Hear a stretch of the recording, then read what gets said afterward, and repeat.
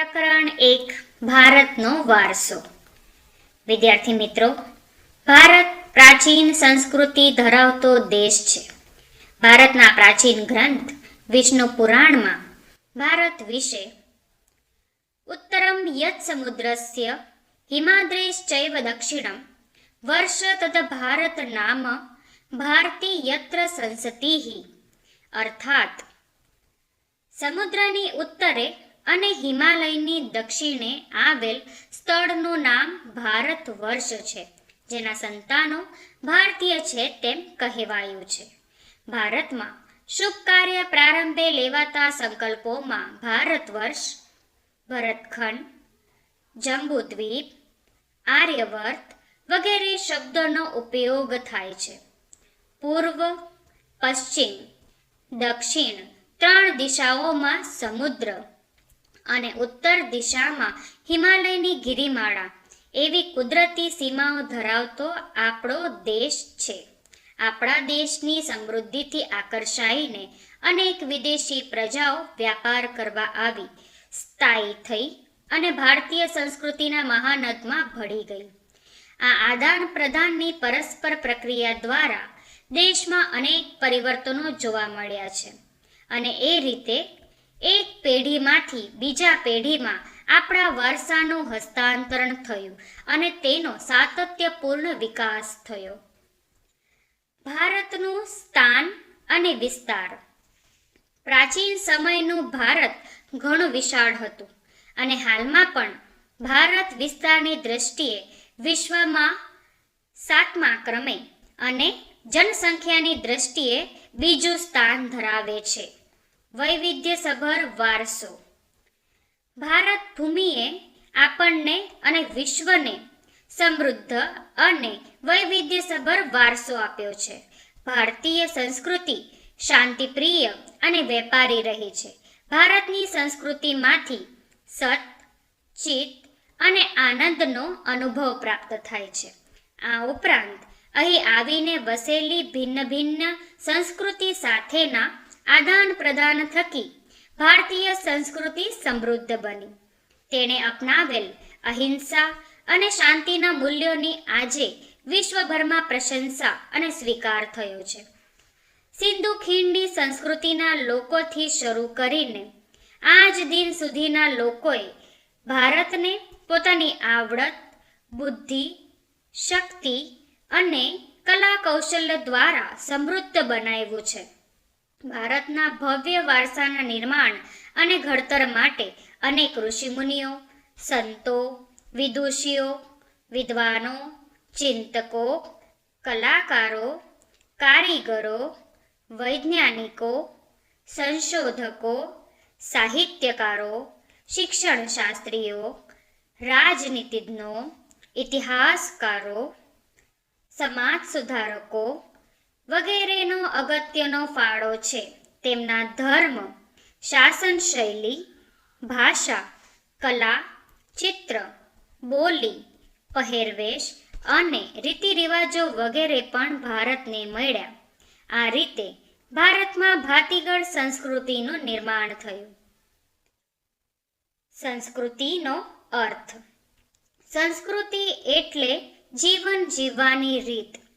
દેશ કે સમાજમાં કાળક્રમે બદલતા સંજોગો અનુસાર જનજીવનમાં આવતા પરિવર્તનો, સુધારા, સામાજિક નીતિ રીતિ ઇત્યાદિ વડે ભિન્ન ભિન્ન સમાજોની સંસ્કૃતિ બને છે. સંસ્કૃતિ એટલે માનવ મનનું ખેડાણ. તેમાં માનવ સમાજની ટેવો, મૂલ્યો, આચાર વિચાર, ધાર્મિક પરંપરાઓ, રહેણીકરણી અને જીવનને ઉચ્ચતમ ધ્યેય સુધી લઈ જતા આદર્શોનો સરવાળો એમ કહી શકાય. ભારતીય સંસ્કૃતિનો વારસો. વારસો એટલે આપણને આપણા પૂર્વજો તરફથી મળેલી અમૂલ્ય ભેટ. ભારતનો ઇતિહાસ હજારો વર્ષ પુરાણો છે. શાળાકીય અભ્યાસમાં લેવાતી દૈનિક પ્રતિજ્ઞામાં આપણે હું મારા દેશને ચાહું છું અને તેના સમૃદ્ધ અને વૈવિધ્યપૂર્ણ વારસાનો મને ગર્વ છે કહીએ છીએ. આ સમૃદ્ધ વારસો એટલે ભારતનું સમગ્ર વિશ્વને પૂર્ણ માનવ જીવનના રહસ્યોનું પ્રદાન એમ કહી શકાય. ભારતના આ વારસાને અહીં દર્શાવેલા 2 વિભાગોમાં વહેંચીને સમજીએ. પહેલું, ભારતનો પ્રાકૃતિક વારસો અને બીજો, ભારતનો સાંસ્કૃતિક વારસો. પહેલું, ભારતનો પ્રાકૃતિક વારસો. પ્રકૃતિ, પર્યાવરણ અને માનવ જીવનની વચ્ચેના નિકટતમ સંબંધોનું પરિણામ એટલે પ્રાકૃતિક વારસો. પ્રાકૃતિક વારસો એ કુદરતની ભેટ છે. ભારતનો પ્રાકૃતિક વારસો વિશિષ્ટ અને વૈવિધ્યસભર છે, જેમાં ઊંચા પર્વતો, નદીઓ, ઝરણા, સાગરો, લાંબા દરિયા કિનારા, વિશાળ ફળદ્રુપ મેદાનો, ખીણ પ્રદેશો, રણોનો સમાવેશ થાય છે તથા વૃક્ષો, વનસ્પતિ, જીવજંતુઓ, ઋતુઓ, પશુ પક્ષી, પ્રાણીઓ અને વૈવિધ્યપૂર્ણ ભૂમિદ્રશ્યો, વિવિધ પ્રકારના ખડકો, ખનિજોનો સમાવેશ થાય છે. આપણે સૌ પ્રકૃતિના સંતાન છીએ. પ્રકૃતિએ આપણા આહાર, પાણી, શુદ્ધ વાયુ તેમજ નિવાસ જેવી લગભગ બધી જ આવશ્યકતાઓ માટે સુંદર વ્યવસ્થા કરી છે. પ્રકૃતિ સાથેનો આપણો વ્યવહાર શ્રદ્ધાપૂર્વક હોવાના ઉદાહરણો પંચતંત્રની વાર્તાઓ અને બૌદ્ધ ધર્મની જાતક કથાઓમાં જોવા મળે છે. આપણા લોકસંગીત અને શાસ્ત્રીય સંગીતમાં પણ ઋતુઓ અને પ્રકૃતિ સાથેનો સંબંધ જોવા મળે છે. આપણા ગીતો, તહેવારો, કવિતાઓ, ચિત્રોમાં પ્રકૃતિ અને ઋતુચક્રનું નિરૂપણ જોવા મળે છે. નિસર્ગોપચાર એટલે કે નેચરોપેથી, આયુર્વેદિક, યુનાની જેવી ચિકિત્સાઓ પદ્ધતિ પ્રકૃતિ પર આધારિત છે. 1. ભૂમિ દ્રશ્યો, લેન્ડસ્કેપ. ભૂમિ આકારો દ્વારા અનેક ભૂમિ દ્રશ્યોનું સર્જન જોવા મળે છે. દાખલા તરીકે હિમાલય પર્વત એ ભૂમિ આકાર છે. હિમાલયમાં અનેક પ્રકારની ઉપયોગી વનસ્પતિ, ખનિજો, અવનવા પશુ પંખીઓ અને શિખરો બરફથી છવાયેલા રહે છે. તેનાથી મોટી નદીઓ બારેમાસ ભરપૂર પાણીથી સમૃદ્ધ રહે છે. તરાઈના જંગલો પણ ત્યાં આવેલા છે. હિમાલયમાં અમરનાથ, બદ્રીનાથ, કેદારનાથ જેવા યાત્રાના સ્થળો, નંદાદેવી જેવા શિખરો પણ આવેલા છે. ભારત માટે હિમાલયનું મહત્વ ઘણું છે. બીજું, નદીઓ, રિવર્સ. પ્રાચીન કાળથી નદીઓ પ્રાકૃતિક માર્ગ પૂરો પાડતી રહી છે. ભારતીય સંસ્કૃતિ સિંધુ અને રાવી નદીના કિનારે પાલન પોષણ પામી છે. સિંધુ, ગંગા, યમુના, સરસ્વતી, નર્મદા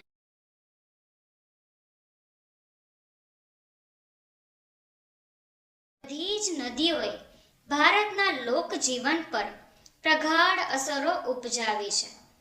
પીવાનું પાણી, વપરાશનું પાણી, સિંચાઈ, વીજળી, ખેતી, જળમાર્ગ જેવી આપણી મહત્વની જરૂરિયાતો સંતોષવામાં નદીઓનું સ્થાન અગ્રીમ છે. તે ઉપરાંત માટીના વાસણો, મકાનો, લીંપણ તથા ઉદ્યોગોના વિકાસ માટે પણ માનવીએ નદીના પાણી ઉપર આધારિત રહેવું પડ્યું છે. આમ નદીઓએ ભારતીય પ્રજા જીવનને સમૃદ્ધ બનાવ્યું છે. આપણી સંસ્કૃતિમાં પ્રાચીન કાળથી નદી કિનારાના ઉષા અને સંધ્યાના વિવિધ ભૂમિદૃશ્ય દ્વારા ભરપૂર સૌંદર્ય, કલા, સૂઝ અને કૌશલ્યનો વિકાસ પણ આ પ્રકૃતિના વારસામાંથી મળ્યો છે. તેથી આપણે નદીને લોકમાતાનું બહુમાન આપ્યું છે. 3. વનસ્પતિ જીવન, વેજીટેશન. ભારતની પ્રજા આદિ સમયથી પર્યાવરણ પ્રેમી રહી છે, જેની સાક્ષી તેનો વૃક્ષ પ્રેમ, પુષ્પ પ્રેમ અને છોડવાઓ પરત્વેનો આદર સૂચવે છે. માણસ, પ્રાણી, પશુ પક્ષીના આહાર માટે વનસ્પતિ પર આધાર રાખવો પડે છે. ભારતમાં વડ, પીપળો, તુલસી વગેરેની પૂજા ધૂપ દીપ કરવામાં આવે છે. વટ સાવિત્રી વ્રતમાં વડની પૂજા કરવામાં આવે છે. અનાજ, કઠોળ, તેલીબિયાના છોડ, ધન ધાન્યથી લહેરાતા ખેતરો, વન સમૃદ્ધિથી ભરેલા જંગલો અને ઔષધિઓ માટે ઉપયોગી છોડવાઓ આપણા અતિ પ્રાચીન કાળથી જીવનને સમૃદ્ધ બનાવ્યું છે. હરડે, આંબળા, બહેડા, કુંવરપાઠું, અરડુસી, લીમડો વગેરે ઔષધિઓ તથા મોગરો, ગુલાબ, કમળ, ડમરો, સૂરજમુખી, ચંપો, નિશાગંધા, જુઈ વગેરે જેવા પુષ્પોએ માનવ જીવનને ખૂબ સુંદર, સુવાસિત, નિરામય અને સમૃદ્ધ બનાવ્યું છે. આમ ભારતના સામાજિક, ધાર્મિક જીવન પર વનસ્પતિનો અસરકારક પ્રભાવ રહ્યો છે. 4. વન્યજીવન, વાઇલ્ડ લાઈફ. પ્રાચીન સમયથી ભારત દેશ પ્રકૃતિ પ્રેમી હોવાની સાથે સાથે પ્રાણી પ્રેમી પણ સંસ્કૃતિ ધરાવતો દેશ છે. વાઘ, સિંહ, હાથી, ગેંડા, ચિત્તો, શિયાળ, રીંછ, હરણ, રોઝ, સાબર, સસલા, અજગર, સાપ, નાગ, નોળિયા, ઘો, શાહુડી જેવા અનેક જીવો જોવા મળે છે. વિશ્વમાં એશિયાઈ સિંહો માત્ર ગુજરાતના ગીરના જંગલોમાં જોવા મળે છે. આપણી ધાર્મિક માન્યતાઓમાં લોકોએ કેટલાક વન્ય જીવોને જેવા કે વાઘ, મોર, મગર, ગરુડ વગેરેને દેવી દેવતાના વાહન તરીકે સ્થાન આપ્યું છે. આપણી રાષ્ટ્ર મુદ્રામાં પણ 4 સિંહ, ઘોડો, હાથી તથા બળદની આકૃતિ મૂકીને તેનું મૂલ્ય આંક્યું છે. વળી આ વન્યજીવોની રક્ષા માટે અભયારણ્ય બનાવી તેમના જીવનની સુરક્ષા માટે કાયદા પણ ઘડેલ છે. ભારતનો સાંસ્કૃતિક વારસો. ભારતે જગતને વિવિધતાપૂર્ણ અને સમૃદ્ધ વારસાની ભેટ આપી છે. સાંસ્કૃતિક વારસો એટલે માનવ સર્જિત વારસો. માનવીએ પોતાના કુનેહ, બુદ્ધિ ચાતુર્ય, આવડત અને કલા કૌશલ્ય દ્વારા જે કંઈ પ્રાપ્ત કર્યું કે તેનું સર્જન કર્યું તેને સાંસ્કૃતિક વારસો કહેવાય. આર્યોથી શરૂ કરીને શકો, ક્ષત્રપ, કુષાણ, હુણ, ઈરાનીઓ, તુર્ક, આરબો, મુઘલ, પારસીઓ, અંગ્રેજો, ફ્રેન્ચ વગેરે જેવી વિવિધ જાતિ પ્રજાતિઓ ભારતમાં આવી. આ બધા વચ્ચે થયેલા આદાન પ્રદાનથી ભારતીય સંસ્કૃતિ સમૃદ્ધ બની છે. પ્રાગૈતિહાસિક સમયથી ભારતે વિશ્વની પ્રજાઓને સાંસ્કૃતિક વારસાઓની ઘણી બધી બાબતોની ભેટ આપી છે. ઉદાહરણ: શિલ્પ સ્થાપત્યની કળા આશરે 5000 વર્ષ જેટલી પ્રાચીન છે, જેમાં સિંધુ ખીણ સંસ્કૃતિના પુરાતન અવશેષોને ગણાવી શકાય. જેમ કે તેમાંથી મળી આવેલ દેવી દેવતાઓની પ્રતિમાઓ, માનવ શિલ્પો, પશુઓ તથા રમકડા તેમજ દાઢીવાળા પુરુષનું શિલ્પ અને નર્તકીની મૂર્તિ જોઈને આપણને આપણા સાંસ્કૃતિક વારસા પ્રત્યે સ્વાભિમાન અને ગૌરવની લાગણી જન્મે છે.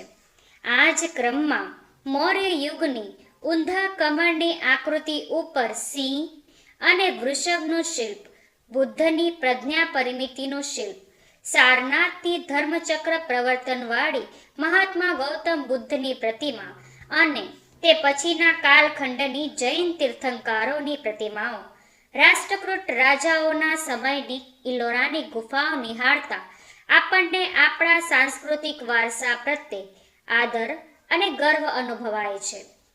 આપણા સાંસ્કૃતિક વારસામાં મંદિરો, શિલાલેખો, સ્તૂપો, વિહારો, ચૈત્યો, મકબરા, મસ્જિદો, કિલ્લાઓ, ગુંબજો, રાજમહેલો, દરવાજા, ઇમારતો, ઉત્ખનન કરેલા સ્થળો તેમજ ઐતિહાસિક સ્મારકોનો સમાવેશ કરી શકાય. આપણા સ્વાતંત્ર્ય સંગ્રામના ઐતિહાસિક સ્થળો જેવા કે સાબરમતી આશ્રમ, દાંડી, બારડોલી, વર્ધા, શાંતિનિકેતન કોલકાતા, દિલ્હી વગેરે પણ સાંસ્કૃતિક વારસા તરીકે ઓળખાવી શકાય. ભાષા, લિપિ, અંકો, શૂન્યની શોધ, ગણિત, પંચાંગ, ખગોળ, લોખંડ, સાહિત્ય, ધર્મ, યુદ્ધશાસ્ત્ર, રથ, રાજ્યશાસ્ત્ર, પ્રાણીશાસ્ત્ર, વનસ્પતિશાસ્ત્ર, વાસ્તુશાસ્ત્ર, ધર્મો, ગણતંત્ર, ન્યાયતંત્ર, વિધિ વિધાન, પર્યાવરણ સુરક્ષા આદિ ઘણી મહત્વની શોધો પણ ભારતમાં થઈ છે. ગુજરાતનો સાંસ્કૃતિક વારસો. સાંસ્કૃતિક, પૌરાણિક અને પુરાતત્વીય મહત્વ ધરાવતા સ્થળોમાં ધોળકા તાલુકામાં આવેલું લોથલ, સુરેન્દ્રનગર જિલ્લામાં લીંબડી તાલુકામાં આવેલું રંગપુર, કચ્છ જિલ્લામાં આવેલું ધોળાવીરા, રોજડી અથવા શ્રીનાથગઢ કે જે રાજકોટ જિલ્લામાં આવેલું છે વગેરે મુખ્ય છે. વડનગરનું કીર્તિ તોરણ, જૂનાગઢમાં આવેલો સમ્રાટ અશોકનો શિલાલેખ, મોઢેરાનું સૂર્ય મંદિર, ચાંપનેરનો દરવાજો, સિદ્ધપુરનો રુદ્ર મહાલય, વિરમગામનું મુનસર તળાવ, અમદાવાદ જામા મસ્જિદ, ઝૂલતા મિનારા, સીદી સૈયદની જાળી, હટીસિંગના ડેરા, પાટણનું સહસ્ત્રલિંગ તળાવ, વડોદરાનો રાજમહેલ, જૂનાગઢનો મહાબત ખાનનો મકબરો, નવસારીની પારસી અગિયારી વગેરે ઐતિહાસિક મહત્વ ધરાવતા જોવાલાયક સ્થળો છે.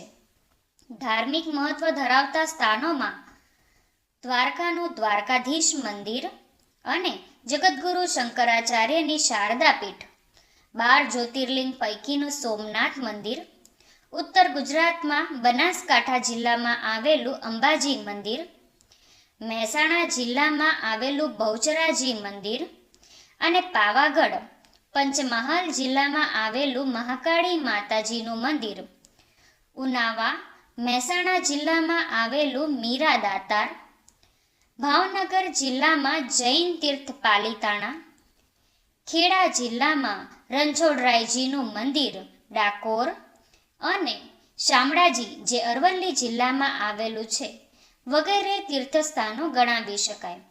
ગુજરાતના જાણીતા ધાર્મિક, સામાજિક અને પ્રવાસનલક્ષી સ્થળોમાં વિજયનગર, સાબરકાંઠા જિલ્લામાં આવેલું પોળો પતંગોત્સવ અને કાંકરિયા કાર્નિવલ અમદાવાદ, તાનારીરી મહોત્સવ વડનગર, ઉત્તરાર્ધ નૃત્ય મહોત્સવ મોઢેરા અને કચ્છનો રણોત્સવ વગેરેનો સમાવેશ થાય છે. આવી જ નવનવી અને ઉપયોગી માહિતી. જૈન બૌદ્ધ પ્રવાસન સ્થળો.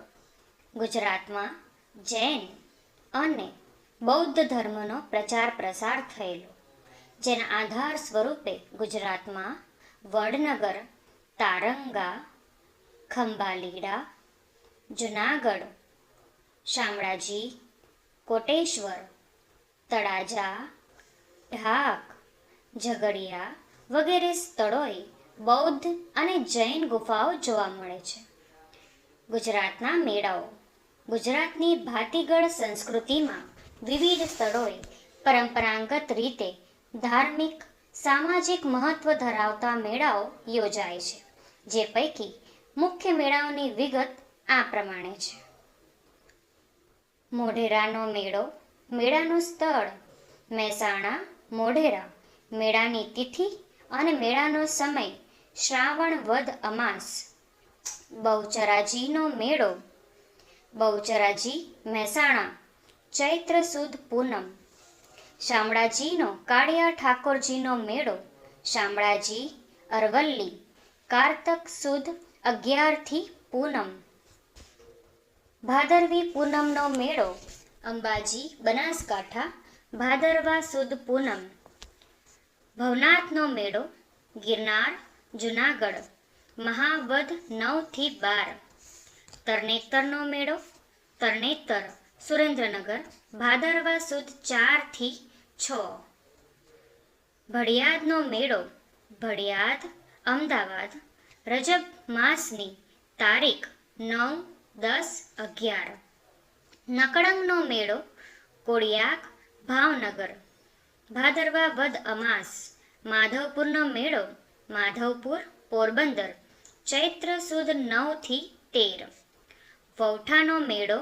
ધોળકા અમદાવાદ કારતક સુદ પૂનમ. મીરાદાતારનો મેળો. ઉનાવા ઊંઝા રજબ માસની તારીખ 16 થી 22. ડાંગ દરબારનો મેળો. આહવા ડાંગ ફાગણ સુદ પૂનમ. ગોળ ગધેડાનો મેળો. ગરબાડા દાહોદ હોળી પછીના 5મા કે 7મા દિવસે.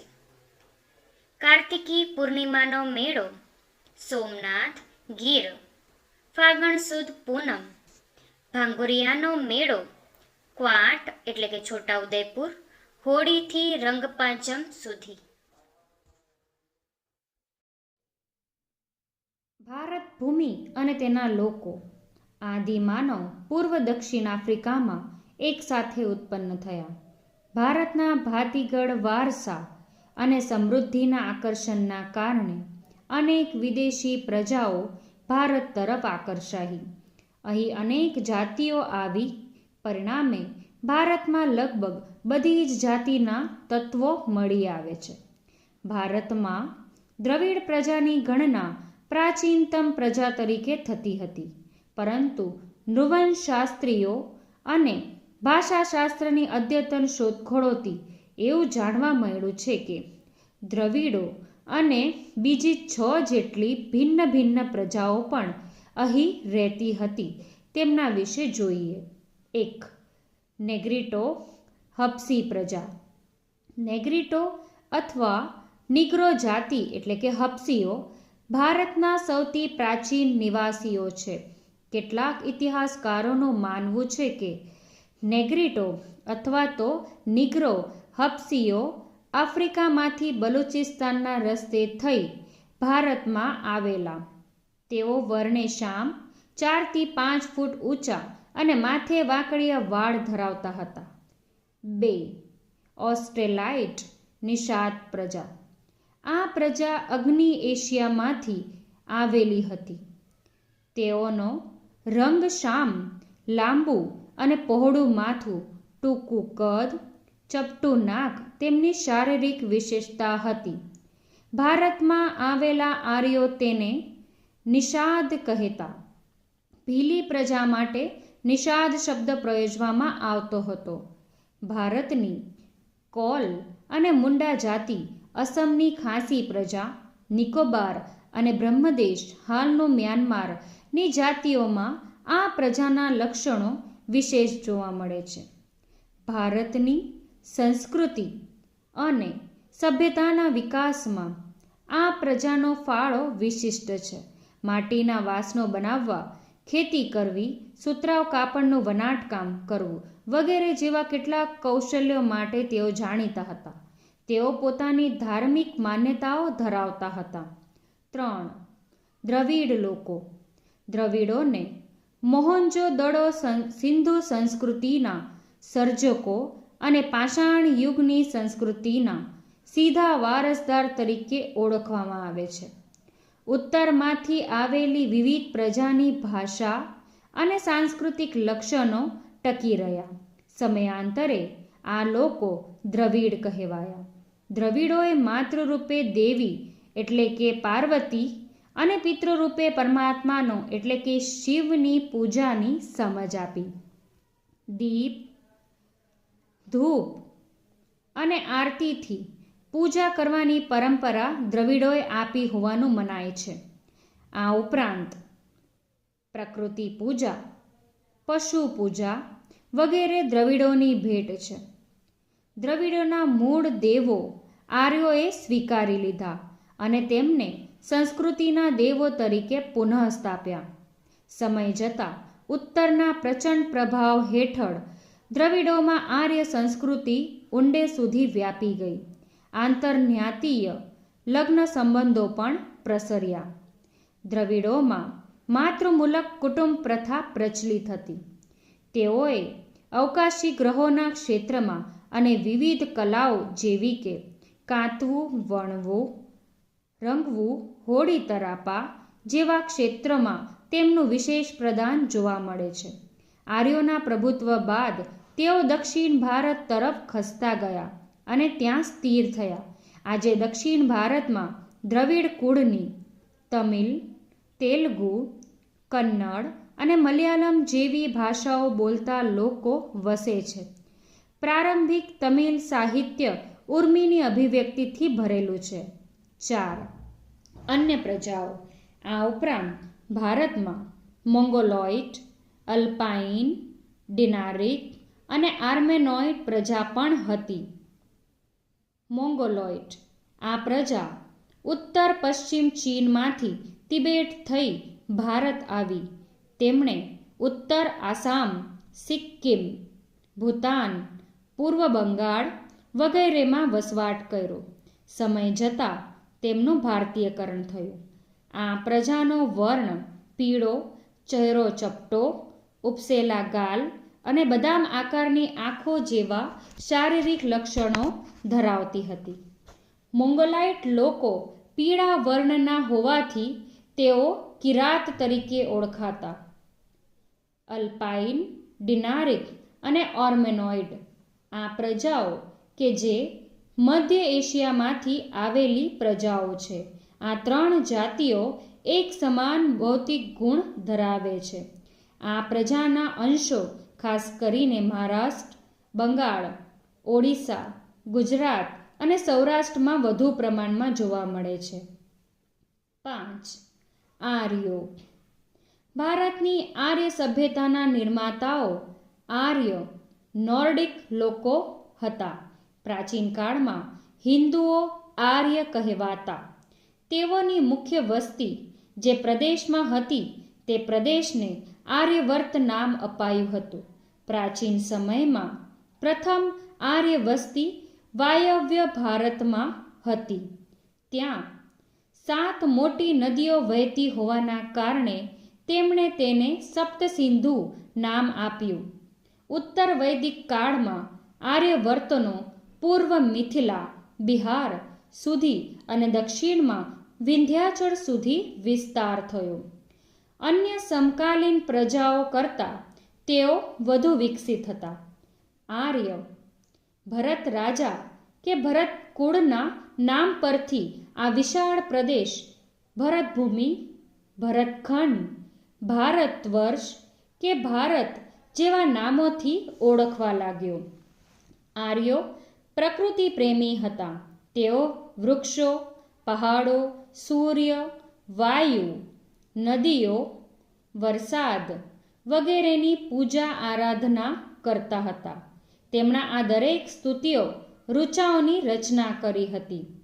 સમય જતાં વેદ પઠન પ્રચલિત બન્યું. સમયાંતરે તેમાંથી ધાર્મિક વિધિઓ શરૂ થઈ અને પછી યજ્ઞાદિ ક્રિયાઓ ભારતમાં શરૂ થઈ. ભારતમાં આવેલી વિવિધ પ્રજાઓની સંસ્કૃતિઓના વિશિષ્ટ તત્વો અપનાવી લઈને એક સમન્વયી સંસ્કૃતિનું સર્જન થયું.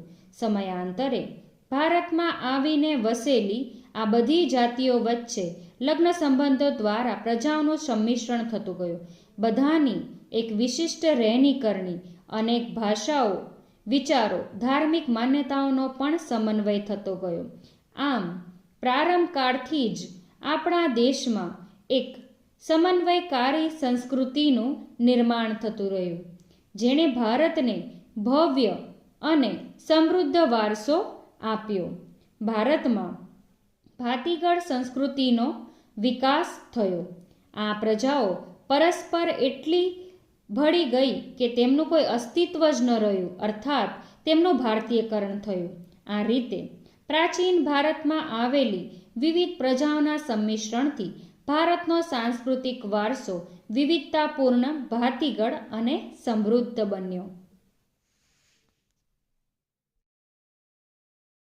વારસાનું જતન અને સંરક્ષણ.